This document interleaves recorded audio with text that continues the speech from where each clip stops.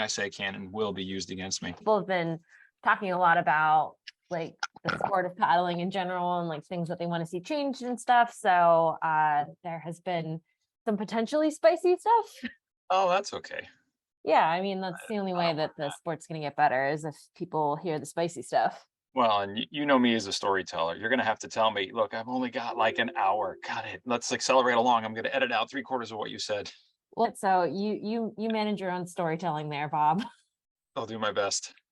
The one podcast I did, somebody came up to me after Mercer and was like, wow, how long have you been an announcer? I'm like, oh, like 15 years. She goes, how did you find that as a career? I'm like, this is not my career. I just do this because I do this. She's like, wait, really? I'm like, yeah, when I'm announcing, you're getting me as with a microphone. This is just me normally. She goes, here's my card. I want you on my podcast. And she's like, okay, we have a 1 hour, hard limit because I run a tight show. I go, okay. She ended up making everything I did like 2 parts. Like, okay. Well, I don't run a tight show, so that's just gonna be not a tight show. So let's get started. All right. Can you tell me a little bit about yourself? Absolutely. I was born in 1971 in a small town in New York. Well, that part is true. I was born in Huntington, New York, and I am the least likely athlete you'll ever meet. It just was not the case until I got to college. I was the overweight kid in the band in the back of the room, didn't want to talk to anyone, didn't really have any sense of athletic purpose. And then got into swimming in college, started bike racing, got into triathlon. There's a whole backstory about that. And how I came into paddling was pretty much an accident. It was a happy accident. I'd been racing triathlon for 14 years and was kind of getting burned out because you do the same races, you see the same people. I had had the good fortune to race IronMan a couple times. And after you've done that, you kind of run out of things to do. So you're doing the same things over and over. And I was working for Wyeth at the time, Wyeth Pharmaceuticals. And there was a sign in the company gym that said, are you looking for something new? Try Dragon Boat. And I remember looking at it going, Dragon Boat? What is that? So there was an email address. So I reached out to the guy. Was the team manager, and he says, oh yeah, we're putting together a corporate team. We're going to race in this festival in Philadelphia in October. I'm like, oh, tell me more about it. He's like, oh, there's 20 of us and we basically race 500 meters. And I'm like, so the races aren't like 10, 12 miles. It's like a 500 meter. He goes, yeah. I'm like, all right, how long does that take? And he goes, if we get our stuff together, we're going to be just over 2 minutes. And without any sense of irony, I'm like, 2 minutes? How hard can that be? I'm in. I basically jumped in and went to my first practice where I was handed a 51-inch wooden gray owl paddle and given a seat in the boat. And I was an absolute train wreck because I came in, I was a swimmer, I knew what I was doing, and I had no clue, but I was instantly hooked, absolutely instantly hooked, and did a full season with that corporate team. And at the time, I didn't know it, but also working for Wyeth Pharmaceuticals was someone who was going to end up becoming one of my biggest mentors, Chris Marquardt. Just pure serendipity. He happened to be an employee of Wyeth, but he was also, at that time, he'd been a member of Philly Dragon Boat for 25 years and a member of the national team for 15.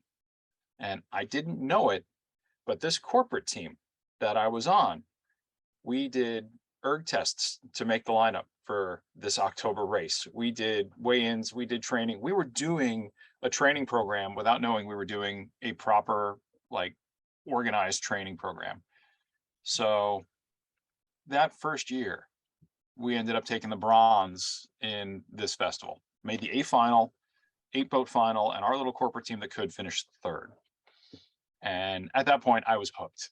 Making the podium first time out, was like, okay, this is great. I've got my thing. So that's how I got started in paddling. That was like just the first year. So how many years ago was that? That was 2004. So that was 18 years ago. That's pretty impressive. And kind of thinking too, because that was kind of my start too with that October festival in Philadelphia, and not a corporate team, but a community team, and how that one race and like all the training leading up to it can really spark interest to be competitive. Yeah, being in that scene, being in that final with 8 boats, and this is sort of going to be a sidebar, and there may be many of these. So again, raise your hands and go stop if I go too far off the rails. But Chris said, I hired someone to steer for us, and he's going to give us at least a second in this final. And that someone was a gentleman by the name of Bill Heffernan. Now, I'd never met Billy. I did not know him. He just looked like this quiet, laser sharp pit bull of a guy, 5'8". But once we did our first race with Billy on the back, I just remember thinking, who is this guy? He was just this fountain of energy, just screaming and yelling and doing everything he could. But when we finished the bronze medal run that year, he was the one in our little team huddle afterwards who says, this was an amazing ride. You guys were incredible. We are coming back next year and we're going to win this whole thing. And I remember seeing Chris's face go, okay, because I guess that was kind of out of character for him a little bit. But sure enough, we came back in 2005 and we did win. We got a gold in the A final, which was a bit of an upset. We were still an all corporate team who were primarily there to race in the Pharma Cup, but Billy was steering. And I remember hearing Billy just screaming and jumping up and down. And we had like 20 meters to go. And he was like, you got it, you got it, you got it, you got it. And we won it. And I thought, this can get no better. You know, we've won. I've got a gold in my second year. We came back, we repeated in 2006. But that's when Chris said, okay, I've got an idea for you. I'd like to see you try and come paddle with Philly Dragon Boat. And this was 2007. And I said, absolutely not. No way. Nope. Nope. Not doing that. Because I had learned enough at that point about what Philly Dragon Boat Association was. Many-time national champions, core of Team USA, best paddlers in the country. I'm like, I'm pretty good right here. I'm above average on this team. I don't need to go somewhere and get my doors blown off and just be humiliated all over again. You know, this is actually making me feel good on this team. I don't need to go somewhere and get my butt kicked. But kind of like Cameron Fry and Ferris Bueller, he was the Ferris to my Cameron. He just kept asking and asking. For 2 years, he kept asking. And then finally one day in 2008, he shows up at my desk in April and says, practice tomorrow. We shove at 8 o'clock. I'll pick you up at 7:15. So I basically just went, fine, I'll go, whatever, I'll go. And I was sure I was going to get smoked. I mean, I was like an angry spouse the whole time down. As we're driving, I was just sitting next to him like,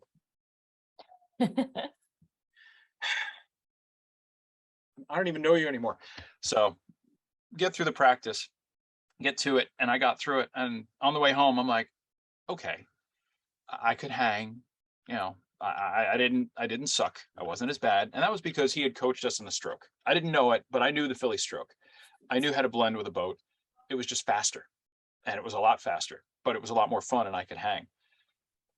At the end of that summer, I had gone and done an OC test. Didn't make the team, but I got through my first ping ponging test to try and see how it goes. Did you ever test in Manayunk? No, I didn't, but I've heard No? stories about like how you have to duck your head and like people were reading the water and cheating and yada yada. Oh yeah, it was always, I mean, it was sort of a rite of passage. But my first one, I hit the sandbar that everybody warned me not to hit. I ping ponged steering like this all the way down, but I got down. I didn't flip it. I didn't hoolie. So I kind of got some experience. And he's like, do you think you'll come back next year? I'm like, yeah, I probably will. I'll keep trying this. And this is where he went for the kill. He called me down to his office. This is now the fall of 2008. And he handed me a Team USA practice shirt from the 2007 team that went to Sydney. And it was folded and he handed it to him. And I looked at it and said, again, what are you doing?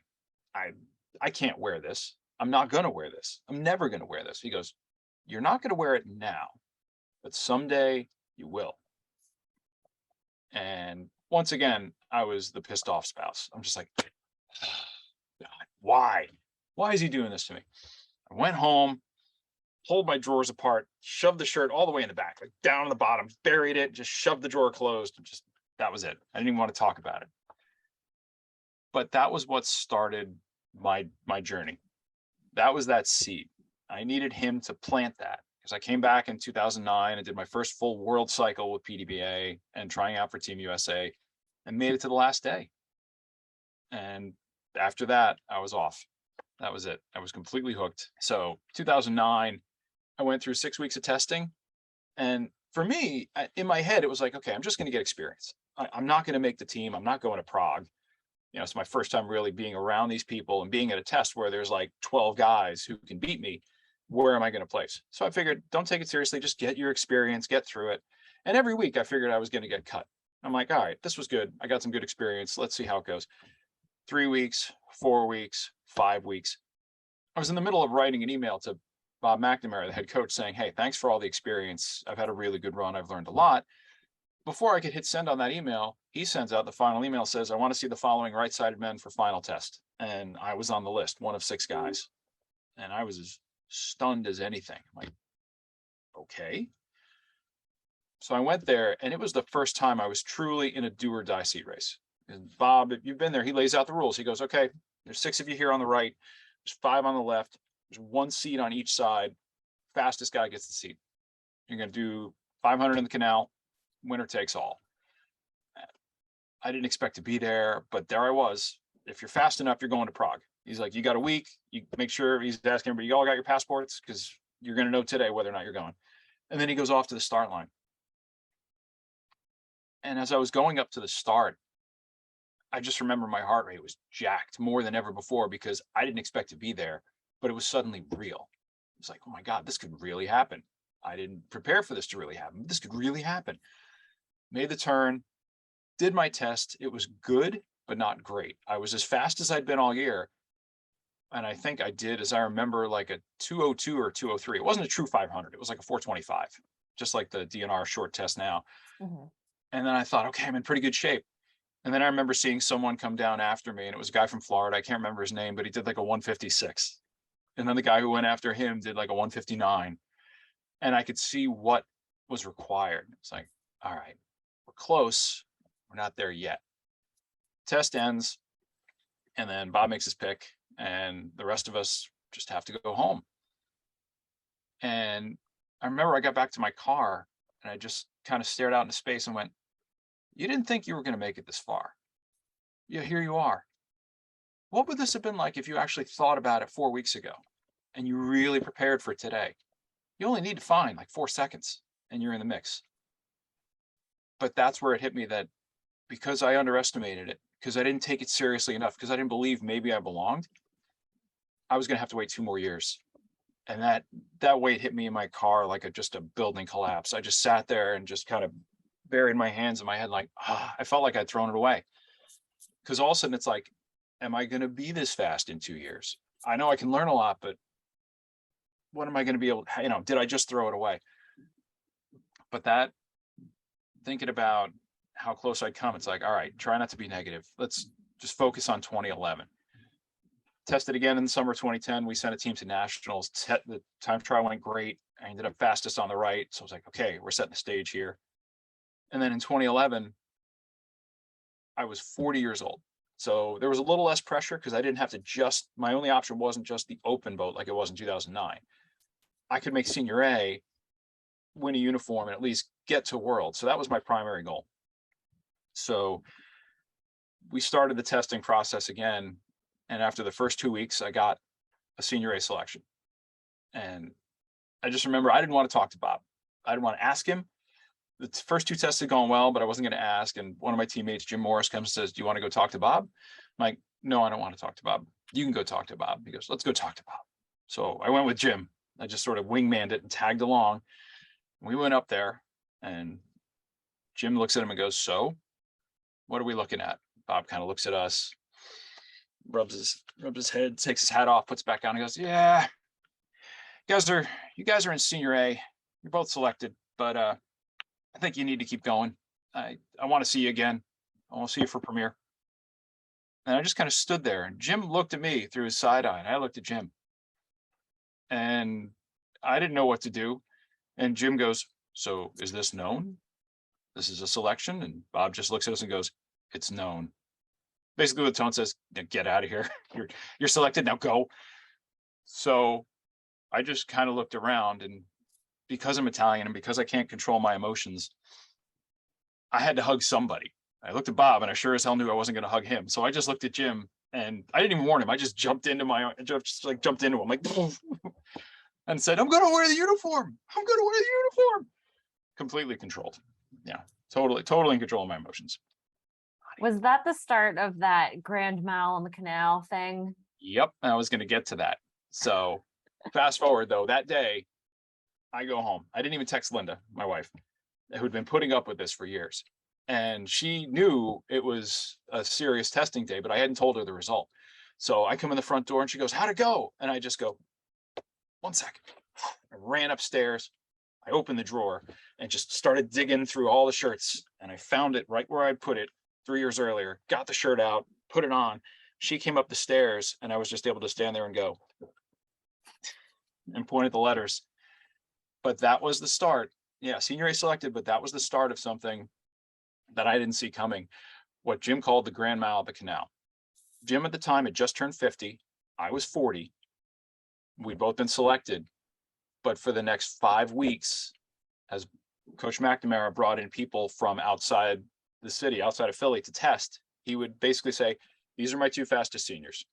They're going senior A. They're trying out for premier. But if you can't beat them, you have no business trying for the open boat." And every week we became the benchmark. So we would have to test again. And I kept thinking, okay, only 1 more week. This is only going to be 1 more week. And that went on for another 5. And we just kept going and going. And Jim and I traded the lead 4 times. I'd beat him 1 week. He beat me the next. I'd come back and beat him that week. He'd beat me the following week. And then just like 2009, on the last test, basically right around this time, like June 15th or so, 2011, same deal. There were a bunch of us at the canal, 6 righties, 5 lefties, and it was the same scenario as 2009. Bob goes, "There's 1 starter seat. It's going to be decided today. You're going to do 750 and a 425. Winner takes all." But this time I knew the stakes. I knew I belonged. I knew I was ready. But what I didn't know was just how far and how deep you had to reach into the emotional well to be ready to do that kind of test. I thought I was ready. Jim knew he was ready, because coming into that test, Jim had more than 10 years of near misses and cuts on the last day for the Premier Open boat. And when he made the Premier of not winning, and he took all of that energy, all of that emotion, and balled it up on that test and was faster than he'd ever been. I was fast, but not fast enough. And we were working together as teammates and became best of friends. But ultimately, the heartbreak when you're doing something like this is you're working together towards something that in the end you can't share. And he was faster. And I knew it. I was beaten. That was it. He got me by a good 3 seconds. It was a clean beat. And understandably, he was elated. He was thrilled. He was going to get a shot to race Premier for the first time, I think, in 7 years. And I was not. And it was devastating. It was almost worse than 2009 because I had done everything I was capable of. I had put my heart into it. I knew what the game was, but I still came up that bit short. And it was like, all right. I thought 2009 was my chance. This was really my chance. Now it's completely over. But at least I'm going. I'm wearing a uniform. I'm going to race at Worlds. I was on a corporate team knowing nothing of this sport 7 years ago. Look how far I've come. This is great. So I took it for what it was worth, and I had a great Worlds experience in Tampa. And one of the highlights was watching Jim, after having gone through everything we did side by side, get in the 1,000-meter, and they didn't just win. They had the lead from 300, and the announcer just kept gushing the whole way about how the USA had 3 seats, 4 seats, 7 seats, and then they had a boat length. So he knew he was going to win. I was thinking about that, watching it come all the way down the course. I'm like, not only is he going to get a gold, but he's going to know he's going to get a gold. And that I just couldn't imagine. And being one of the first to get to him when he came off the ramp and to see what it meant, it was, at the time, I'm like, okay, it's disappointing. It's hard. But at the same time, I was so happy for him. And it kind of showed me too, that maybe it wasn't over. It probably was, but he'd stayed after it, and it was sort of like, okay, nice guy got his win, and I was glad to be a part of it. And that was really where I felt like, okay, I think I kind of understand how this game works and what it takes to work at this level. So 2 years later, 2013, is now my second serious attempt at a jersey, third world cycle. And I came into the first test having been injured, running, doing my training, trying to get ready. I tore a calf muscle 7 weeks prior, so I couldn't run. So I'm like, all right, 2011 is going to be the high water mark. Let's just get through this first test. Just get there, relax, do your piece. Let's see how you shake out. And then we'll prepare for whatever happens. So I didn't expect anything at all. First day, go to Manayunk, same nightmare canal, same 500 or 750 meter test, and just threw my piece down. And at the end of it, I remember 2 years prior when I'd last done that, I'd done like a 356, something like that, 353. Crossed the finish line, looked to Angela, the timer, and she looked at her watch and kind of did a double clutch. And I was like, what is it? And I remember almost barking at her because I thought either she'd missed the time or made a mistake. And then she just looked up at me and very slowly, kind of annoyed, like, don't you ask me? She goes, 3:43. And I dropped my paddle. I just dropped it because I couldn't believe what I was hearing, because I'd spent a couple years looking at the spreadsheets. I knew the results from the prior year, and I'd really dropped 7 seconds on a day where I didn't think I had any shot at all. And it just was like, whoa, wow, okay. Didn't expect that. Maybe there was a tailwind. It's early. Just sit your ass down and be quiet. Because I went, and you know me, if you've been there, I go first. I like to go first or second because I just want to get it over with. And then I can just watch the rest of the day. I watched as the next 15 men came down the canal and nobody beat it. And then Kevin McNamara came down the canal and I knew that it was over. I'm like, okay, I'm going to finish second to Kevin. He was the fastest guy in the country. I've done very well today. I was thrilled. And when he came down to finish, I was standing behind Angela, who had the stopwatch, and you could kind of do the math. And I'm looking at where he is, and I'm looking at the watch, and I'm looking where he is, and I'm looking at the watch. And my friend Mafalda was standing behind me, and she starts hitting my back with like 10 seconds to go. And I started shaking my head. No, this can't happen. And he crossed the line with a 3:45, which is still a solid time. But that's when the air vanished from the finish line. And I was filming it on my GoPro, and I've never published the footage, but you can hear the gasp. And the only person who speaks is Tommy Leonardi to my right. And he goes, "Oh, did you beat him?" And I just said, "No." Boop. I turned the camera off because I just didn't want to, one, show anybody up, or two, get a reaction, and three, I couldn't believe it. I'm like, that can't be. This simply can't be happening. But it was. And I had to stand there suddenly, not prepared.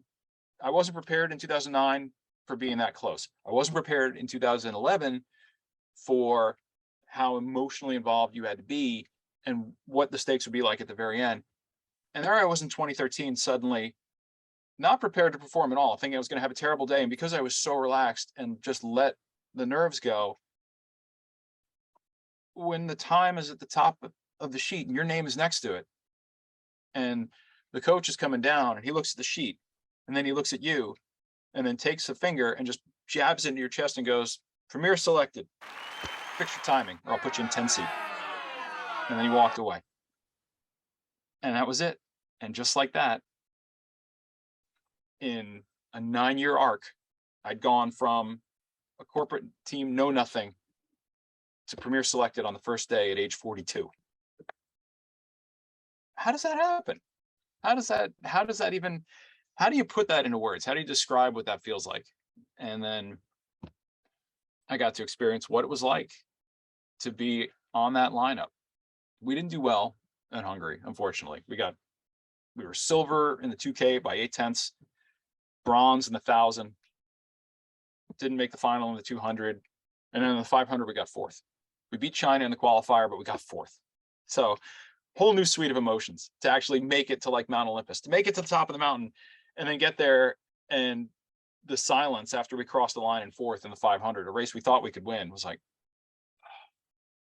just the moment just overwhelms you. It's like, you don't want to be too disappointed, but at the same time, one shot, a 2-minute shot every 2 years, and it was gone.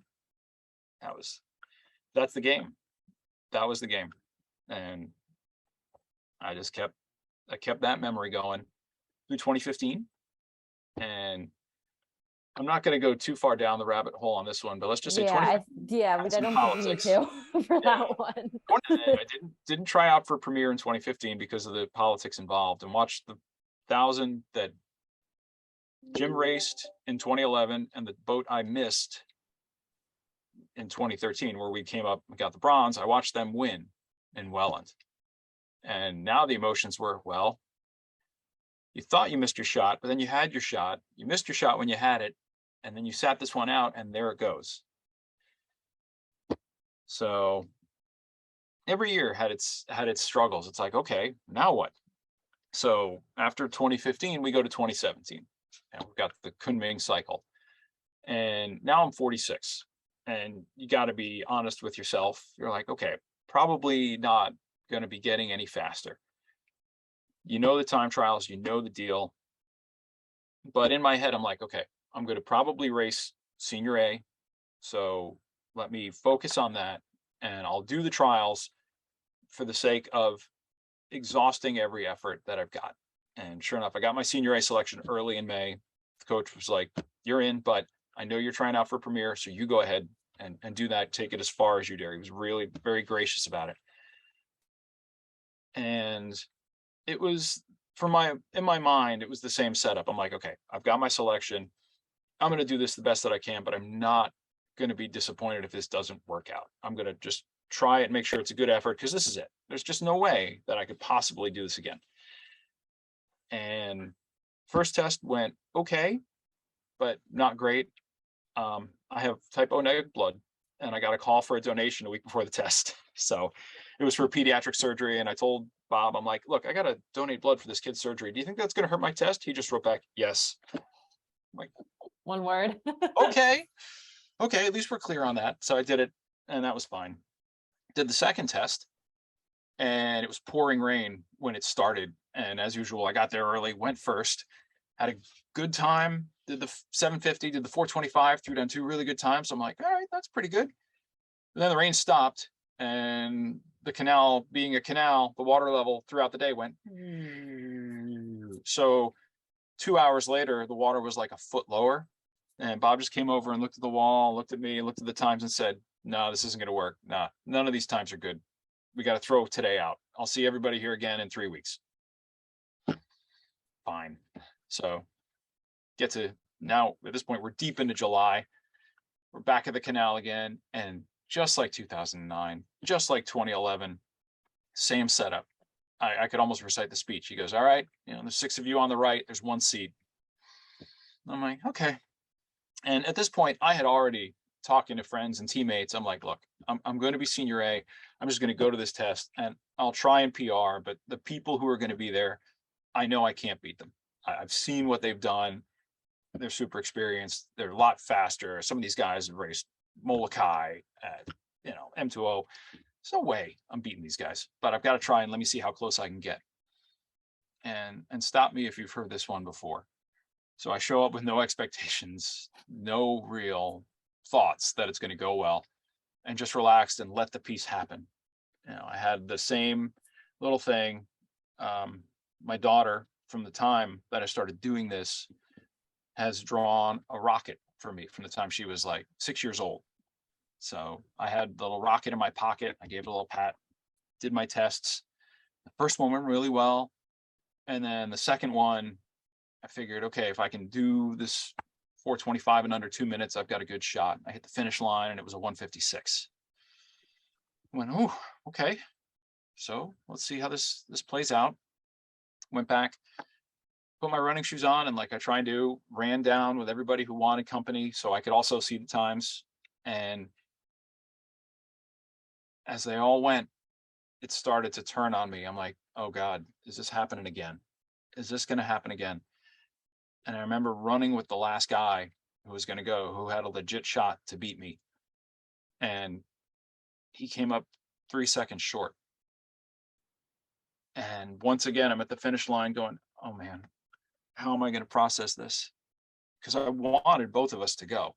I drew up the scenario in my head. He could take both of us. You know, if we're both there, he should take both of us. Get down to the finish. Guy gets out, goes over to talk to Bob. They have words, and Bob just goes to his car and leaves. He comes over, pats me on the shoulder, and says, he offered me a sub seat, but I'm not going to take it. You're getting the seat. And then he turned and left. And I just stood there, and there it was again. Now I'm 46, and I didn't know what to do. And I remember I was trying to turn to find somewhere to not be seen, and I couldn't, because everybody who was there was coming in to talk to me, and I just started bawling on the spot. And Dave Lee was right there with his phone, and I hope he deleted it. I just looked right at him and I was like, oh, you know, I just lost my stuffing because it had happened. I never saw it coming, and there it was. I'm like, okay, I've got my shot again. But more complicating was that I had been set up as the stroke for Senior A, open and mixed. And now I had to tell that coach who'd given me the chance, I think my work as stroke is going to get complicated. And I had to make a decision, because now here was my dilemma. Okay, I made Premier Open, but I have no delusions about my ability. I made it by this much. I am officially now the slowest guy and the fastest boat in the US. You know, basically the last doctor in med school. You still call him doctor, but I don't know if he's the guy you want doing the surgery. How much am I going to race?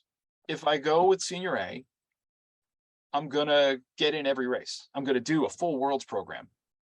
But if I go with Premier, I might get in 1 or 2 races as finals. But is that what I want? Is that the shot I want? And I just remembered 2015 and 2013 coming up short, and 2011 not getting the chance. I'm a very risk-averse person. I don't like gambling. I will always take the safe option. But this moment right there was the first time in my life I took all the chips and just went, I'm in for everything, for whatever it is. If I get to race once, I get to race once. I can't pass this up. I can't not take the shot. So I deferred Senior A and went to Kunming with a Premier, not knowing whether or not I was going to get in any races at all. I really wanted the 1000. That was the only race I'd wanted. And the one time I tried to talk to Bob about it at a test, I'm like, look, I think it was the one he threw out. I said, I'm just looking for the 1000. I just want to get a shot in the 1000. And he turned to me and looked right at me and said, everybody wants the 1000. That's the one we can win.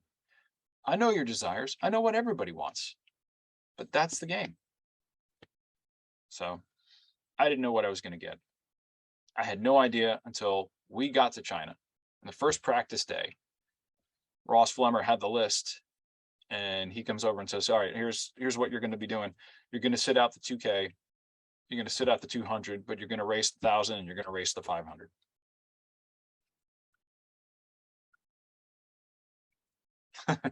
It was like, I remember walking to the bus going, okay, this is, I'm at least going to get my shot. And what I remember was on that race day, going up to the start line, and we did well in our semi, got into the final, lane 4, heading up to the start line. The sun came out. It had been a cloudy day, and we made our turn, and we're facing down the race course. And the sun was out. It was late in the day. Water was sparkling, and the place was silent. All 6 boats in the final were there, and I was overwhelmed by not fear or nerves or excitement. It was the most serene, calm feeling I've ever felt in any race, because this is what it feels like to get what you want.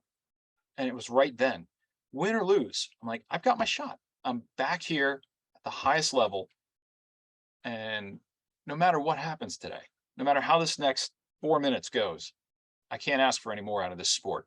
You know, I just went through this whole cycle, because you've been there at Worlds. Sometimes you have this long wait. And in China, they had this huge pre-ceremony where it was live TV. So they had a boat come across and introduce every nation. So you had time to sit there and think. So I had time to just kind of process all this, take those last couple deep breaths.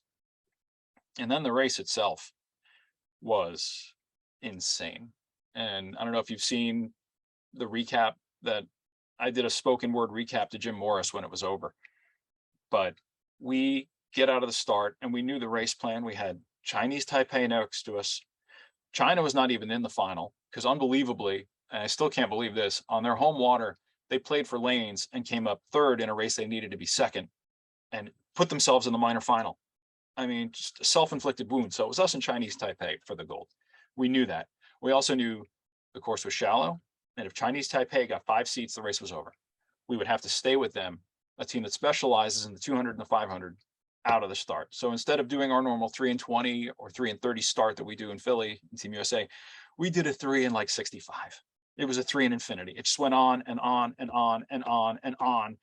And you just hung on for dear life. But when we called the lengthen, they were only 2 seats up. And then the race was underway. And Katie Godfrey, our drummer, is a phenomenal, very aware drummer. And she was constantly giving us updates on where Chinese Taipei was, but more importantly, where everybody else was. And I'll never forget, somewhere around 400, she goes, "It's us and Chinese Taipei. Canada's behind the wave and they've been dropped." The race was done. So we'd eliminated the field. And for the next 400 meters, we just rode the seesaw with Chinese Taipei back and forth and back and forth. And then I remember watching out of the corner of my eye, because I was back in seat 9, the tower kept getting closer and closer. And I was waiting to see, okay, are they making a move? Are we? I was just doing the job, trying to think about the technique, trying to hang on, do your job. And then they made their sprint. Then Kevin called the 20 and we countered it. And I remember watching, you can see it. You don't turn your head, but out of the corner of your eye, you start seeing the seats fall away and you start realizing you're moving and they're not. And then just like in that first corporate race with Billy Heffernan on the tail, he started screaming and jumping up and down. And I remember feeling the boat do this. And he only does that when you're going to win. And I'm like, are we? Is this happening? Is this really going to happen? And out of the corner of my eye, I remember seeing the finish line buoys flash by and then just hearing Billy howl and look at the sky. And I wanted to be sure. I'm looking around going, is it, did we, is it? And then I just remember seeing Katie like slam her drumstick down with a face that told me the story. And right there, it dawned on me. I was a world champion in the premier boat that I never thought I was going to make. And after watching Jim get his and then passing it up in 2015 and giving it up and putting it away, from a corporate team to thinking winning Carol Lee's race is really pretty good, to no, why the hell did you give me that shirt? You know, why are you doing this to me? Why are you torturing me this way? That whole crazy zigzag line, pinging and ponging off of all these things, arrogant joy, desperate shame. There's no way I'm going to make this boat. I'm a 46-year-old guy who looks like he should sell you a mutual fund, but I'm a world freaking champion at the highest level. I mean, how do you not love that sport? How do you not love that story? How do you not love that moment? How do you not grab that and know that you've got something that very few people in this world ever know what it feels like to fight for something, to give it up and then get it. You know, I wish I could bottle that. I wish I could just somehow distill it and show people what it's like to feel that, because it's so lucky. And I know it's lucky. I think about it. I'd be lying if I didn't say I don't think about that moment at least once a day in passing somewhere, doing something. It just randomly pops up for a second. But we're lucky. Some of the people that I've done other sports with, Brian Gatons, one of my close friends, always says we are lucky to have these pursuits, whatever it is, to get after things, to have something worth chasing.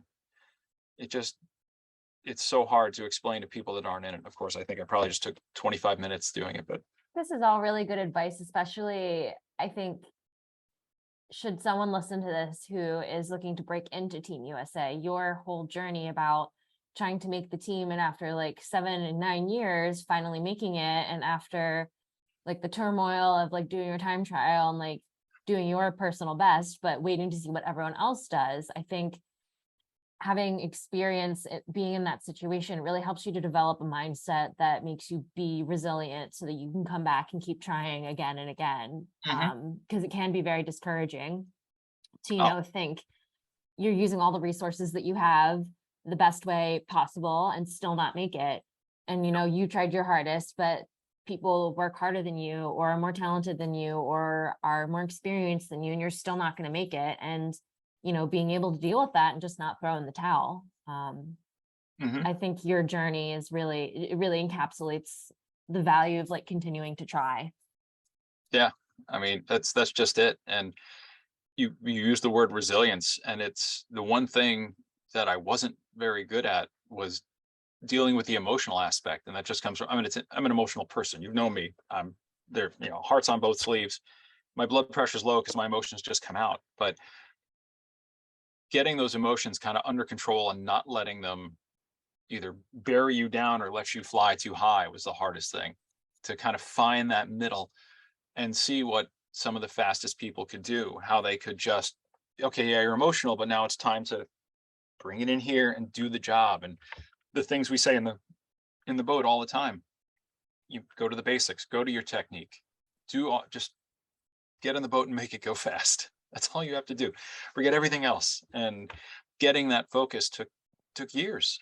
Took years. And I'll be the first to say, I'm not any kind of gifted athlete. I just surrounded myself with people who were better than me, that saw more in me than I did. If not for Chris setting me on the course at the very beginning, if not for Jim showing me what was capable, and then even after Tampa, when he won that seat, he was my biggest supporter and I was his. And within the club, you find those people. And like right now, when I had that really good test in 2017 and got the Kunming selection, John Edwards was one of my teammates who was one of the people that unfortunately I had to beat that day. And I felt terrible doing it. But like Jim was for me in 2011, I was the first one there to tell him, this is just a step. I know how much this hurts. I know how much it sucks. And I know you're going to be back in 2 years, but you're on your way. You've got to believe you're on your way. And this is towards something greater. And I was his biggest fan in 2019 when he came back and threw down and got his selection. And now he's on his way. Mhm. And it's just, I love that part of the sport that as those who have succeeded bring newer paddlers along and show them the confidence. It it made my heart just sing when John was talking to someone at the last test a few weeks ago, and he's like, he was mentoring basically someone there, going, "Well, this is what I did, and this is how you're going to do it. And you're going to be better on the next test." And I was like, "Mwah, there it is, right there. Just keep Passing the that cycle torch. going." Yep. Who was? I'm not going to turn the interview around, but who was your mentor? Who helped you along? Because to my mind, you've been like this almost just single-minded warrior. I've seen you just, you've been doing this longer than me.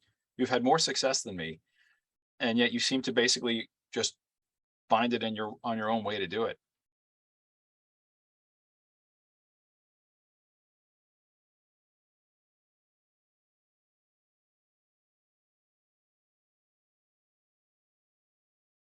I mean, I've been schooled by people in their 60s in outrigger. You can do this. That was one of the notes I made for later. I'm, like, why are you going to keep paddling? And it's certainly because this is something, when I look at the other sports I've been involved in, triathlon, bike racing, you can legitimately get hurt.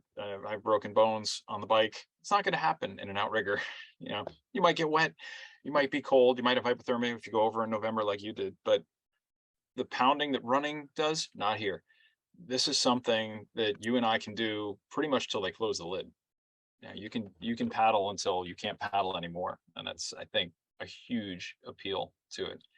There's guys doing the ensemble. I think last year there's this particular boat that I'm thinking of, Nikolai Suk and Peter Heed. And I don't know exactly how old they are, but they're like well into their 70s and they're Hmm. still doing like an 120-mile, like 17, 18-hour race Yeah, and doing well at it. yeah, because they've got the experience and the maturity to know how to read it and how to be patient and do the things you need to do at that time. I remember being in my 40s and still doing tries, thinking, if I had to race my 25-year-old self, I could definitely beat me because I'm a lot smarter now. I'm not faster, but the very thing you're talking about, the experience, the maturity to learn how to read and do things, and the old cliche of working smarter and not necessarily harder definitely comes into play. And it's the And same with especially for training. endurance, like, because going out and going hard every training session is not what gets you to be a Mm-mm. better athlete. Doesn't teach your body how to be more efficient. It's like the low, steady state, boring stuff that makes you a better athlete. And that's something that I've been learning over the past couple of years. Cause like up until maybe 2018, even 2019, I was still like going out hard every single training session. And like you Wow. get to a point where your returns are Yeah. diminishing. You just plateau. Yeah, and like, or you burn out. Like by the Hmm. end of 2019, after that year I did Clinton, or no, I did uh Premier time trial, drove Yep. directly up to the Clinton. I was a wreck, like physically, Sure. like not just like my body, like, or well, not just like my muscles, but also like my digestive system was a wreck from all the stress. Yeah. And then went to Thailand, and then did Chattajack in October. And by October, I was done. I did not want to paddle anymore for a Yeah. couple of months, and I didn't. And that ended up being super healthy. Yep. But the following year, I was like, okay, I need to like not go hard every time. And of course, the pandemic happened, but that might have been a slight blessing because I Yeah. didn't have like feel like I needed to train for anything. There was nothing to train for except, how can I make my paddling more efficient? How can I work on my technique? How can I improve my aerobic Hmm. stamina and all of that? So,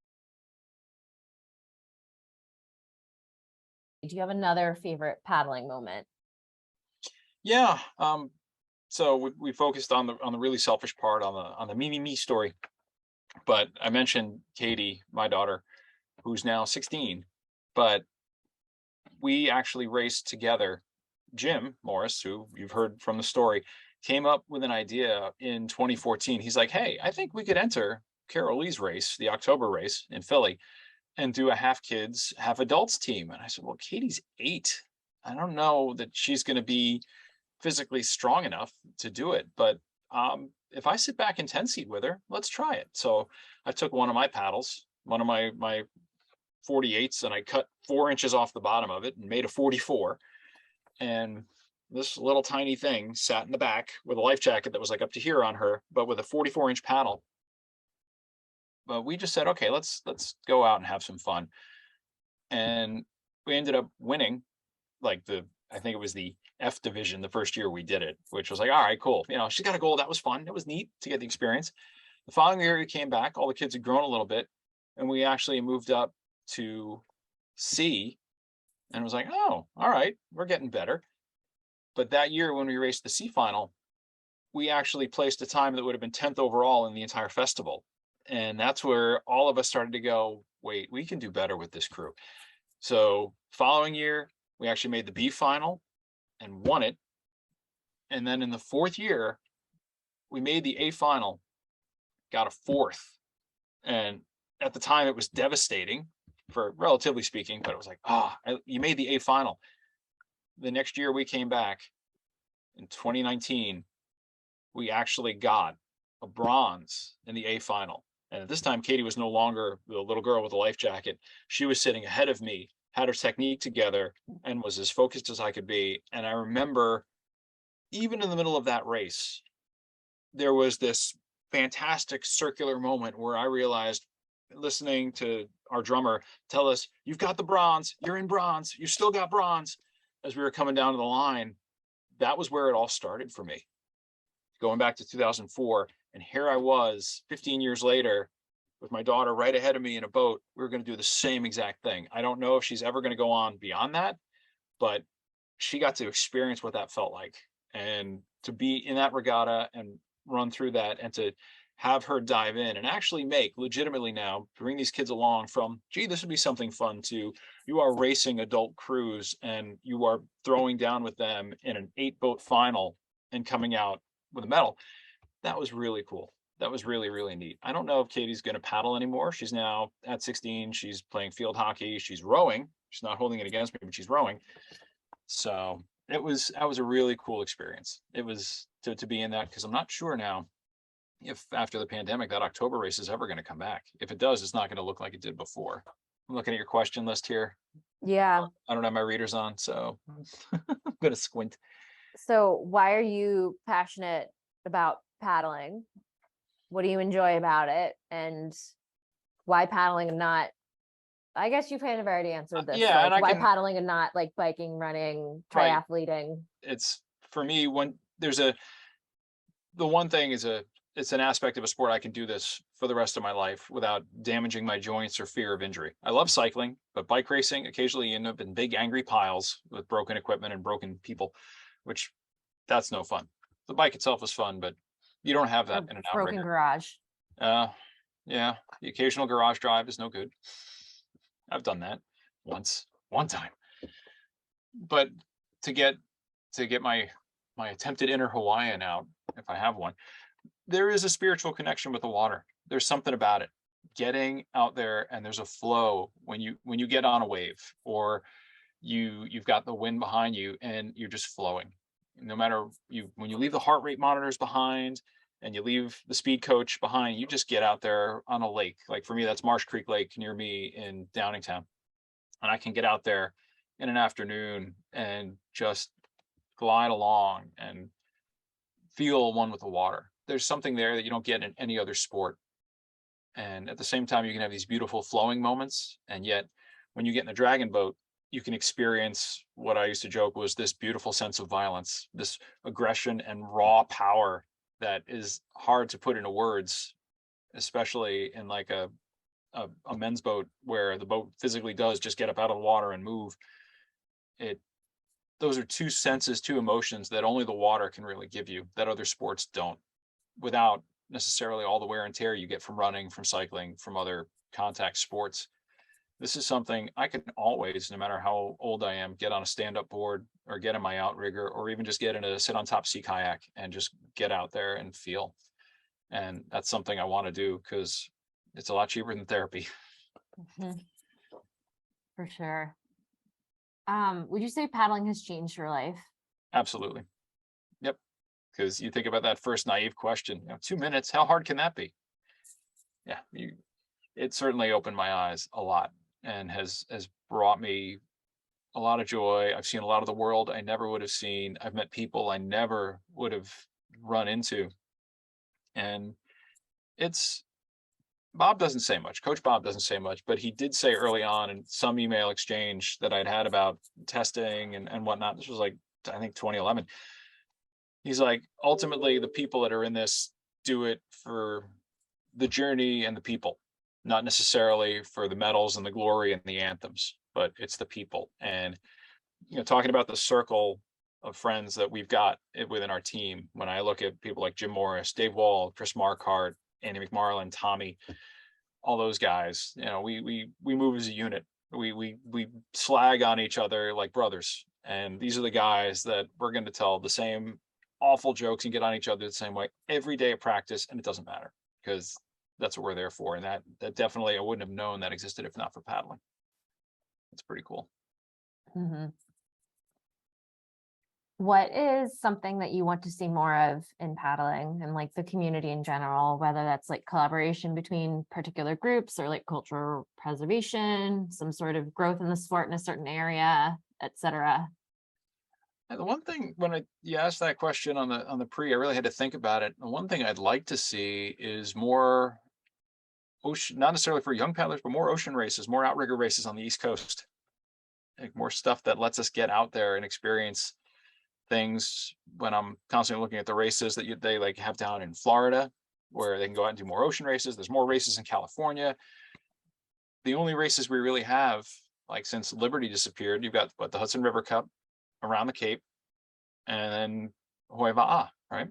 Those are the big ones. There's also Blackburn, which is technically open ocean, but the True. past couple of times I've done it, it's been pretty calm.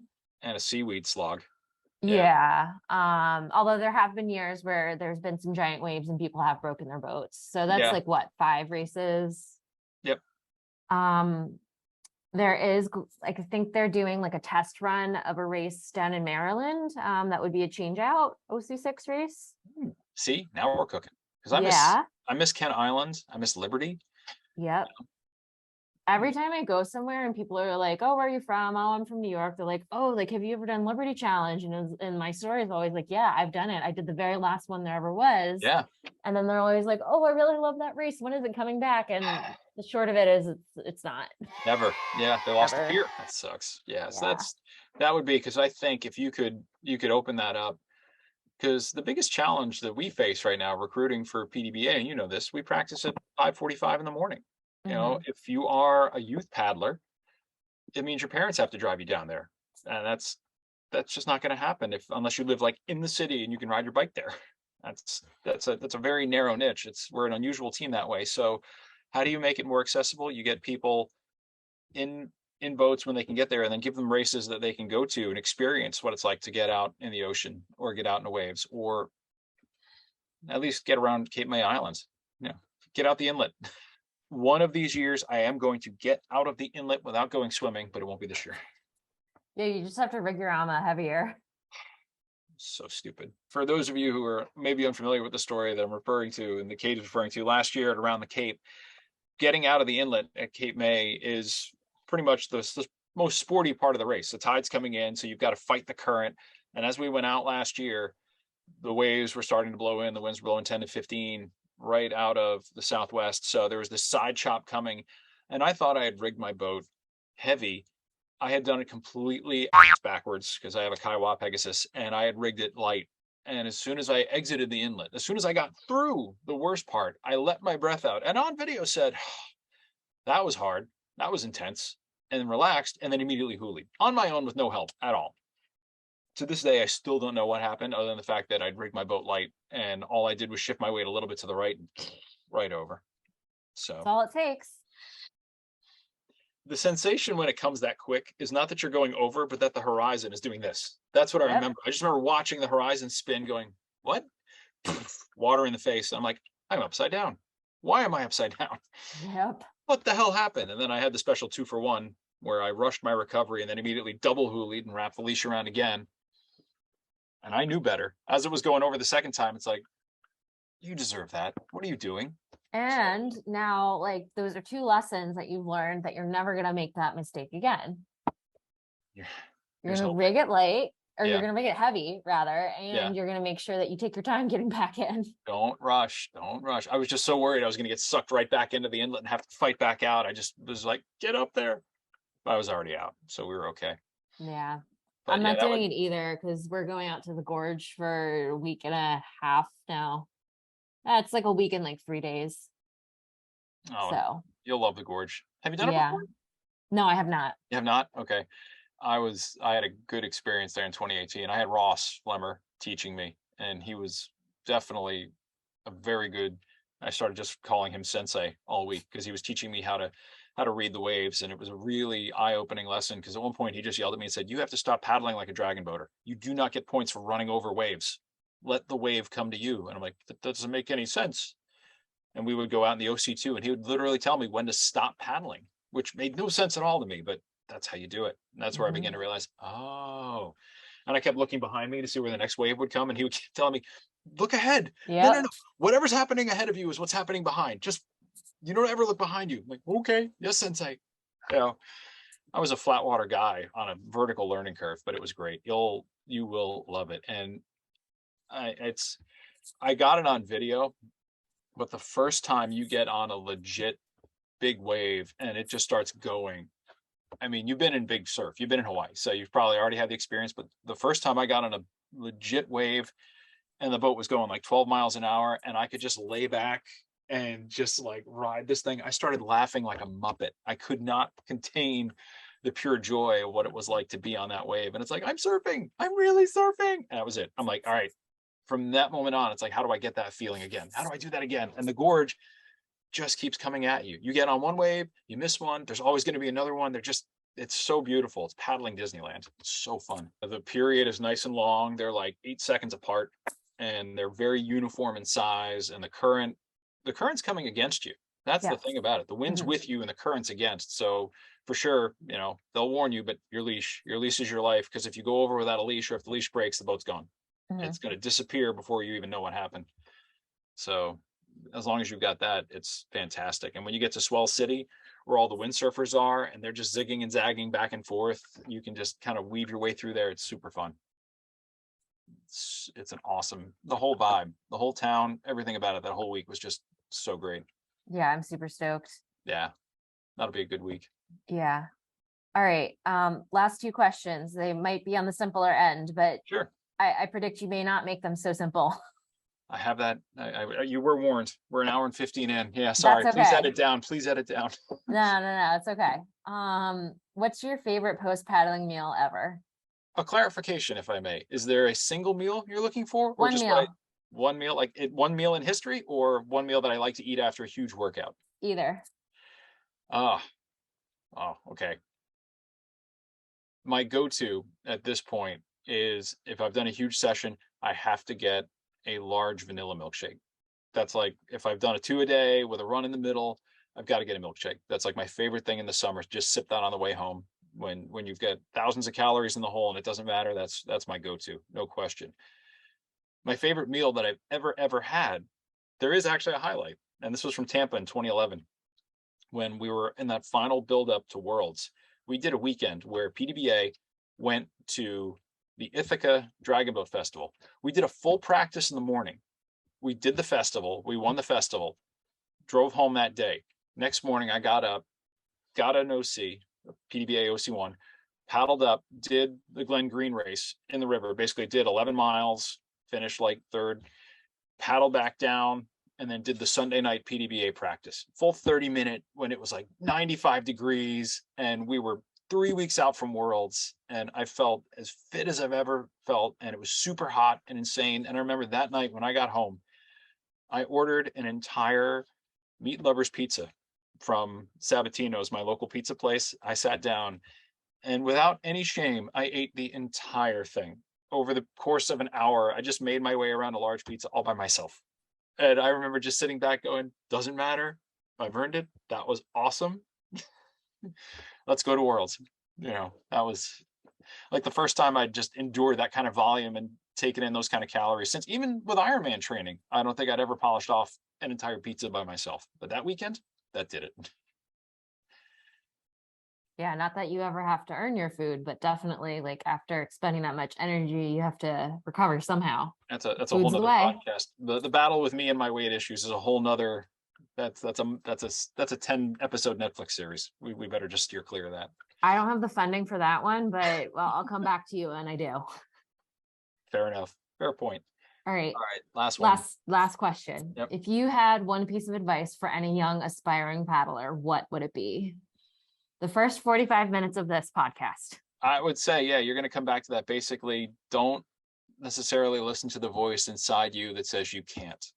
When you're surrounded by people that are faster than you and better than you, and you feel like you don't belong, seek out the voices from your peers that say you can do this and you should stay after it. Because even if it doesn't work out the first or the second time, you're going to get better every time. And eventually, if you keep after it long enough, you're going to get there. You're absolutely going to get there. But you used the word before, the perseverance that it takes. This sport will teach you perseverance. When everybody is good and you find yourself in the company of people that are better than you, you have to raise your game, and you will. But those internal voices, and I mean, I'm an experiment of one, but I know overcoming my internal doubts was probably 95% of becoming the paddler that I've become, because those doubts are so quick to come up and say, there's no way, you're not going to make this. No, you're not going to make that team. Oh, who are you kidding? Come on. People like you don't do this. Well, maybe they do. And if there's anything, yeah, first 45 minutes, like you say, was a long story. I know, long wandering tale, but you stay after it and you listen to the people that are mentoring you and that are showing you the way and can lead by example and are going to make you a better paddler. They're the ones you got to hear. And they're the ones who are going to lead you to things you never would have expected. Now, that's the best part. Yeah, definitely. And I was kind of thinking about this too, and like how people deal with like adversity and disappointment in life. And I'm always coming from the mindset of set my expectations low so that I'm impressed with myself, or just like not overly disappointed. And honestly, I don't know with high level athletics if you can have that mindset all the time. No, it's a tightrope walk.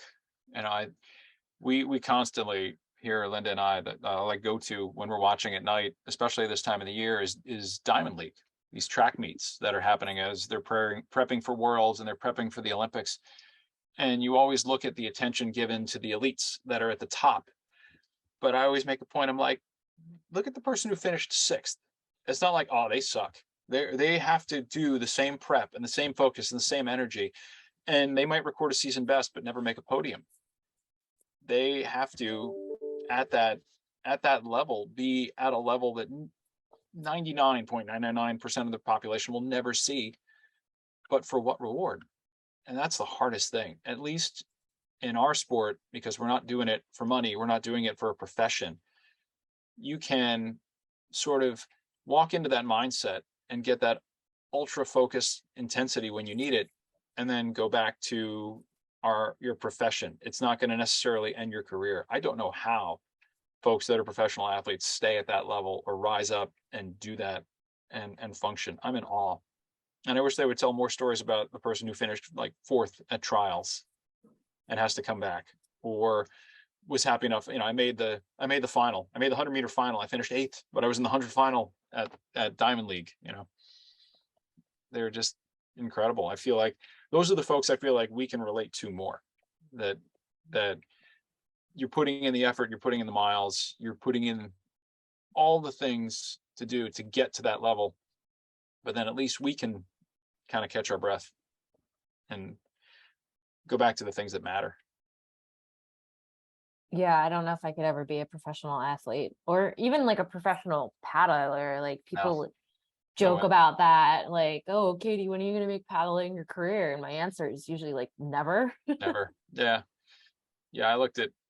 I remember going back to my Ironman days. You look at the pro rack, and you'd see all the good equipment and all these really fast people that could go down and throw like a 9.5-hour Ironman down like that. And I was barely struggling to do 12-hour races. But they would drop out sometimes when things weren't going well. And that was unfathomable to me. I'm like, how do you just quit? Well, I didn't know it, of course, but if you're going to race professionally and you're going to do an Ironman race and suddenly you realize you're not going to finish in the money, or you're not going to finish in like the top 5 where your sponsors are paying you to be, why hurt your body and bail out and go to the next race where you might have a better chance? I could never do that, because my view of the sport was to do something to see simply if I could finish it, not necessarily to be at the best. And it's like, oh, Karen Smyers was a pro at that time. She was very candid. And she says, it's one thing to do the sport because you love it. It's another thing to do it because it's your job. And as soon as it becomes your job, you can't possibly love it anymore because it's too hard. Mm-hmm. And I've never forgotten that. So yeah, I would never want paddling to become my job, because, well, then what would I do for fun? Go to work? No. Keep the water the spiritual escape. Keep it the silly, stupid banter with the teammates. What we do in the mornings. It's those hours on the water with those people. They make every day better. Mm-hmm. Even though physically you're getting your butt kicked. Sometimes the weather sucks in April and May when it's cold and rainy and it's dark. That's really hard, but it's to get through to like now where, the sun's coming up at 5:45 and it's going to be decent and everybody's getting in shape and you've got a month to go to the next race. This is the stuff when you talk about when we're older and you talk about like, in the old days, we're living them right now. The memories I'm going to remember fondly are the stuff we're doing right now. And you've got a whole road ahead of you, because again, I'm 51. I still got another 50 years ahead of me. I'm going to live to be at least 100. That's my goal. But now I want to be a Halley's Comet 2-timer. It comes around in 2061. I'll be 90. I saw it once. I want to see it again. Yeah, it's a good goal. You've got a lot of good years ahead of you to do all that. I really hope so. I appreciate the invite. I was flattered. I won't let it go to my head, but I hope I gave you some good material to work with. Yeah, thank you so much, Bob. Oh, my pleasure. You know me, I'm a good storyteller. You are, and that's why I asked you to come on over. Learn from my mistakes. That's why I tell all these kids, don't repeat my mistakes. Believe in yourself from the get-go. You can do a lot more, a lot faster than I did.